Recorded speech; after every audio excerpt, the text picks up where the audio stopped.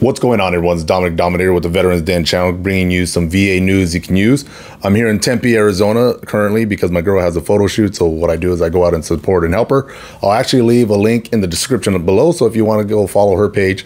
But getting right to it, the VA got some new news, or actually should I say the appeals court dropped down some new news to the VA. So let's get right to it. I got my notes. Normally I like to memorize all the information, but it is a lot of information. So if I'm looking down, it's because I'm reading my notes to you guys, and I just want to make sure I hit all the good bullet points. So starting off, September 9th, the U.S. Court of Appeals told the VA that their reimbursement regulations violated a law that requires the VA to approve veterans' claims for emergency room expenses not covered by private insurance.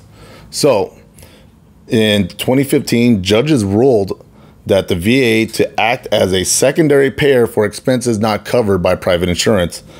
Originally, the VA paid for ER visits and coverage if it was a service-connected disability, or the reason they're in the ER is because of some type of injury they have that is service-related condition, or for saving a life.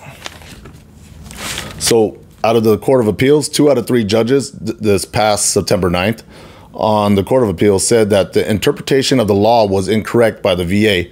They immediately ordered the VA to pay all past and future out-of-pocket emergency medical bills not covered by private insurance. VA must reimburse vets' claims from 2016 through 2025.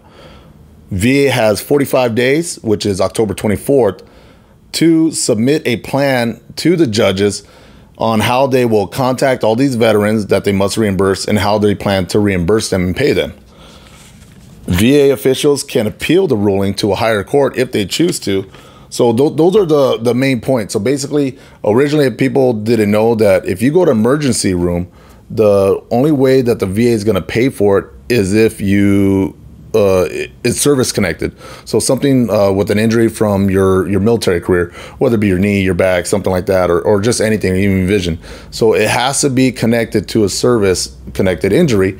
But a lot of people are coming forward with injuries and stuff and wanting reimbursement due to the fact that they could not get to a VA hospital for ER care. Some of the people on here stated that the VA ER was just way too far, and this is an emergency that needed to be acted upon right away, not delayed 3 hours or however long, or when time permits. So now that this has come forward, if I were you, before I go out and start going to ER and all that, make sure you talk to your maybe a patient advocate at the VA, maybe talk to some of the people that work with the policies. I tried reaching out to my contacts. That's why I had a really delay in making this video, because this stuff been out for about 10 days now, this information. But not only did I want to research and look into it, but also was waiting for my contacts to get back to me. Unfortunately, they didn't, but if they do, I'll update you guys and maybe even put some more wording in the description. So keep an eye on the description too. But make sure, when using and utilize this, everything, all your ducks are in a row. It sounds like no matter what, they're going to cover you. And that's basically what I got. And also I'll put links in description below about all these news articles that I read. And pretty much they're all cookie cutter. They pretty much all said the same thing, no matter which one you use. I did find one video, but it was one of those videos with pictures and they just added subtitles to it about what was going on. But yeah, so starting from now until 2025, and if you've been previously had to pay out-of-pocket expenses, I would definitely get those medical bills and submit it to the VA for payment. I don't know if it goes prior to, because I did read some stuff that prior to 2016, they are going to be looking at reimbursing like 2015, 2014. So make sure you guys have all your medical bills and just submit it. Worst case scenario, you're stuck to where you're at. Best case scenario, the VA will pay for it. So make sure you have all your documentation. If you absolutely have an emergency, you may want to go to your local ER if there's no way for you to get to the VA ER.